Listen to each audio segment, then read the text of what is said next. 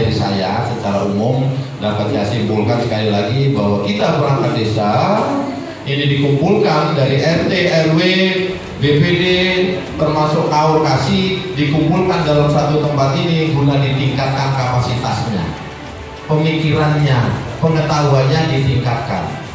Kenapa kok dijadikan satu? Supaya terjadi hubungan yang bagus antar lembaga tadi, lembaga RT, lembaga RW, lembaga BPD, dan ini saling bisa memahami tugas masing-masing karena tahu.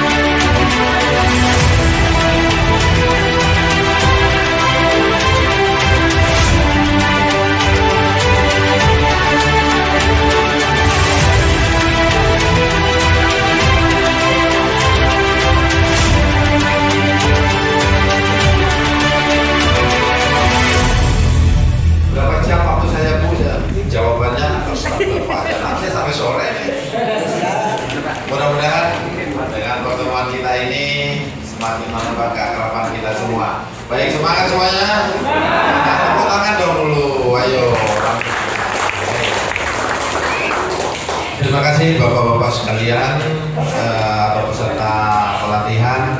Pada hari ini saya hanya menyampaikan materi umum saja. Materi umum berkait dengan ya mancing kan, atau tak undang kan. Jadi kalau di grup itu jangan cuma pamer fotonya, ini ambil foto di mana ini? Tidak percaya saya, bukti fisiknya tidak pernah ada. Karena RT Agogo mana nih? Nah, mau diuploadnya foto udah kenal upload siapa juga di fotonya. Nah, foto itu tidak menjadi bukti fisik. Bukti fisik itu apabila nampak kenal tempatnya. Itu banyak ketahuan. Baik, Bapak, Ibu, peserta pelatihan yang saya hormati. Santai saja kita tidak terlalu terlalu kaku, tapi kita luas saja, santai. Silakan dicatat atau diingat di sini poin-poinnya. Tapi saya yakin kalau orang tua itu tidak usah dicatat, masuk ke sini, masuk ke sini. Baik. Alasan pertama mengapa ini ada Pak RT, ada Pak BPD, ada Pak perangkat desa. Itu tadi di depan sudah saya singgung bahwa alasan utamanya adalah supaya terjadi sinkronisasi antar lembaga desa ini. RT bisa memahami, bisa tahu, setidaknya garis besarnya tahu tugas BPD itu seperti apa, seperti ini. Sehingga apabila BPD itu melaksanakan tugasnya di masyarakat, RT ini tidak berbenturan. Oh iya, itu sudah tugasnya kayak itu. Karena dia tahu, tetapi karena tidak tahu biasanya, karena tidak tahu BPD melaksanakan tugas di masyarakat, menggali materi masyarakat, ide-ide dari masyarakat. RT-nya cari kenapa? Bilang kan ya Demikian juga sebaliknya. Ini kewenangan saya BPD, kenapa RT kok Pak bisa? Jadi secara spesifik nanti akan disampaikan tugas RT itu apa, BPD itu apa, perangkat desa itu apa. Itu secara spesifik nanti pematerinya ada yang lain. Harus apa. Tetapi secara umum ada 4 kemampuan dasar. 4 kemampuan dasar ini yang harus dimiliki oleh sampean-sampean semuanya. Bukan oleh BPD saja, bukan oleh perangkat desa saja, bukan oleh Pak RT, tapi semua perangkat tadi harus punya 4 kemampuan dasar. Saya hanya ingin berbicara 4 ini saja. Apa 4 itu? Nah, supaya kita ini tidak meraba-raba jalannya saat kita jadi perangkat desa, jadi RT, nanti berpikirnya Pak RT, tugasku ini kan cuma rapat setahun sekali, nyusun RKPDes. Dan BPD, aku ini tugasnya kan hanya kalau ada masyarakat mengadu aja. Perangkat desa juga demikian. Jadi kalau semuanya berpikir seperti itu, maka desa itu tidak akan pernah berkembang. Semuanya, RT, RW, BPD, perangkat desa, termasuk Pak Kepala Desa dan komponen-komponen masyarakat yang ada di situ harus saling kerjasama supaya desa itu menjadi maju. Berikutnya, kemampuan-kemampuan yang harus dimiliki tadi. Nomor 1, kemampuan memahami regulasi. Nomor 2, memahami tupoksinya. Nomor 3, mengenal karakter masyarakat. Dan yang keempat adalah kemampuan berbicara. Ya? Apa lagi satunya, Pak? Yang kelima itu berjiwa sosial. Sosialnya apa? Oh iya, oh iya, ya, boleh. Ya. Bapak Ibu sekalian, yang pertama ingin saya bahas, kita harus pahami dulu bahwa pemerintah desa dan Bapak Ibu sekalian mulai dari Pak Kades, perangkat, BPD sampai ke RT itu adalah penyelenggara pemerintah. Itu harus paham. Kenapa jadi sampai penyelenggara pemerintah? Karena pemilihan itu diangkat berdasarkan keputusan oleh pejabat pemerintah. Dalam ini siapa? BPD, Pak Bupati yang mengangkat, Pak Kades, Pak Bupati, perangkat kepala desa, RT, kepala desa sekarang. Artinya pemilihan itu penyelenggara pemerintah sama seperti kami, sama turun kepala dinas, sama seperti Pak Camat. Kemudian juga sama seperti penyelenggara pemerintah, sama seperti pegawai negeri sipil, ASN, TNI, Polri, itu penyelenggara pemerintah. Penyelenggara pemerintah itu punya 3 tugas utama. Yang pertama yang menyelenggarakan pemerintahannya.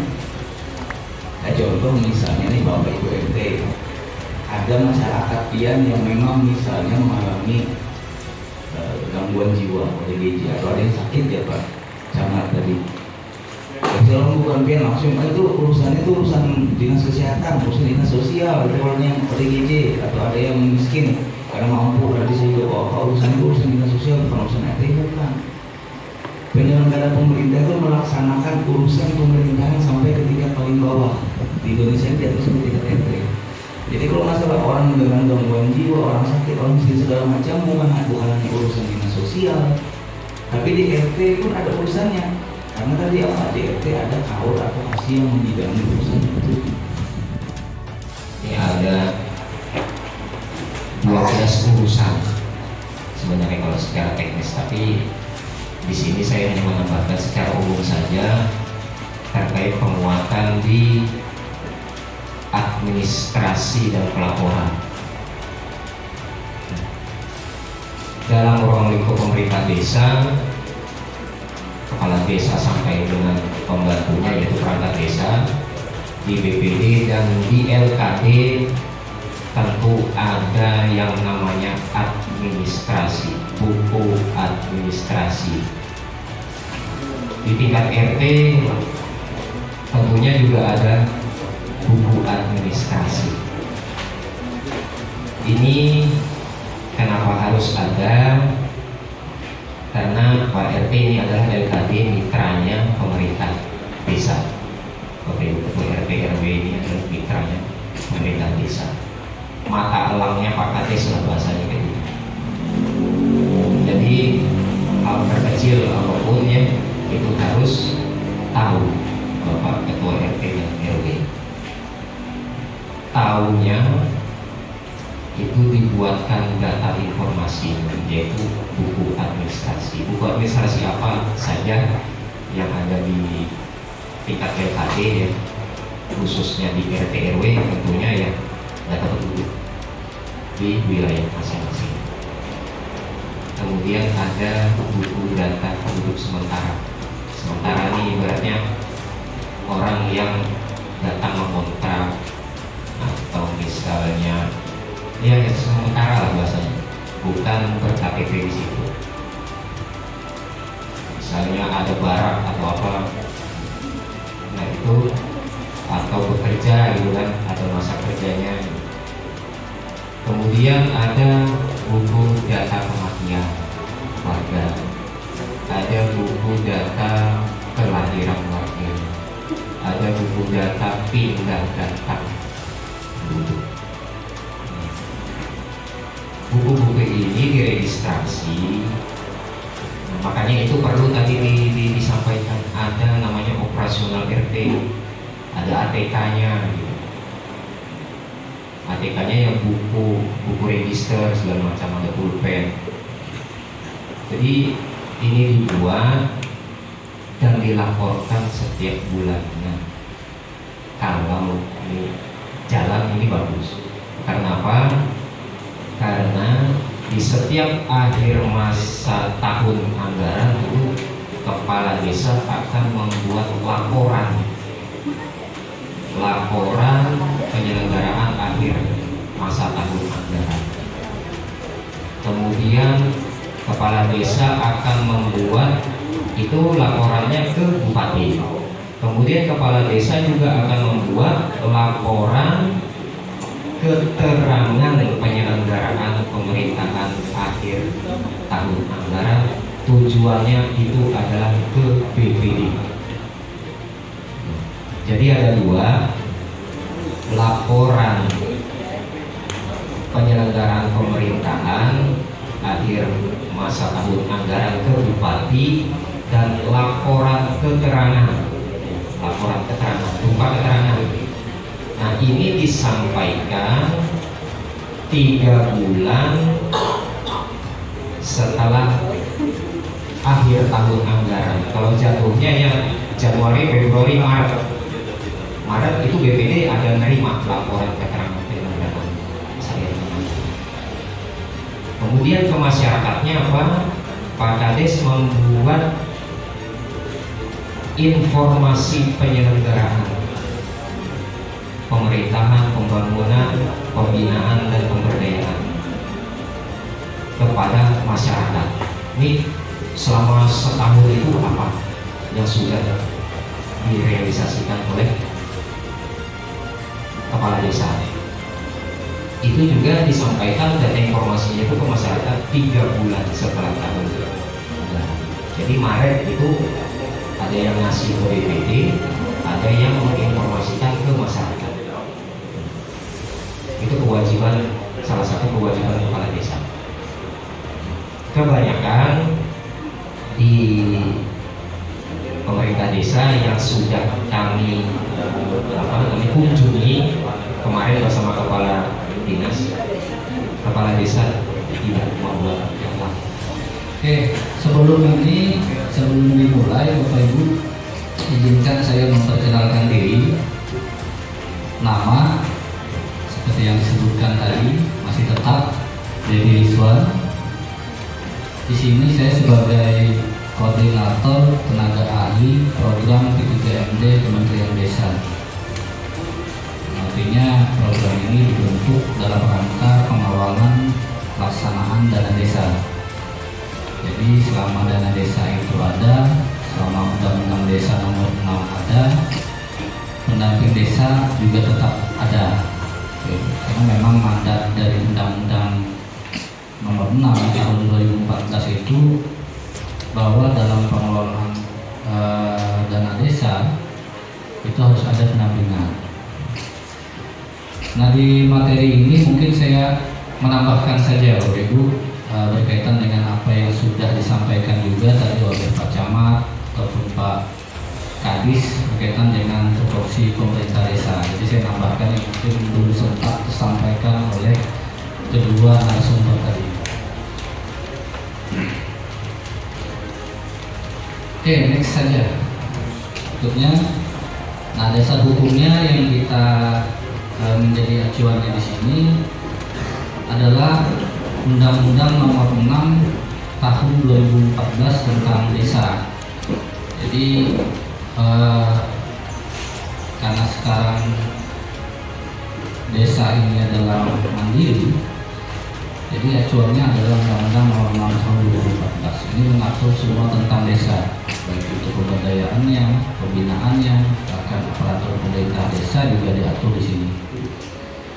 Terus yang kedua adalah PP Nomor 43 Tahun 2014 tentang peraturan pelaksanaan Undang-Undang Nomor 6, yang mana juga telah diubah dengan PP Nomor 47 Tahun 2015 dan perubahan atas PP 43.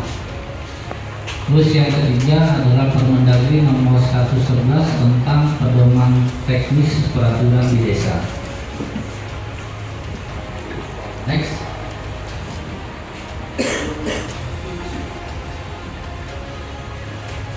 Nah, terus selanjutnya adalah Permendagri Nomor 84 Tahun 2015 tentang SOTK, Susunan Organisasi dan Tata Kerja Pemerintahan Desa. Terus juga Permendagri 12 Tahun 2007 tentang pedoman penyusunan dan pendayagunaan data profil desa dan kelurahan. Dan terakhir adalah Peraturan Daerah Nomor 2 Tahun 2018 tentang pedoman penyusunan SOTK. Susunan tadi disinggung oleh Pak Kadis. Jadi sebenarnya peraturan di pemerintah desa itu harus dibuat. Jadi susunan organisasinya, terus tata kerjanya, bahkan juga mengatur jam kerja. Misalkan jam kerja dia hadirnya jam berapa pagi, istirahat jam berapa, pulangnya jam berapa. Nah, ini harus diatur dan diputuskan melalui peraturan kepala desa. Ada yang sudah bikin, Bapak Ibu? Ada, sudah ada ya peraturan desa bagi yang sudah membuat. Berarti saya di sini menyampaikan materi tentang terkait BPD ya. BPD. Namun sebelum saya mulai sedikit materi, saya ada quiz. Siapkan buku tulisnya untuk BPD saja ya. Tolong tulis nama dan desa. Biasa tulis nama dan desa. Dan tulis ini lisan pertanyaan soalnya. Tulis nama si Abdul, alamat desa. Gitu.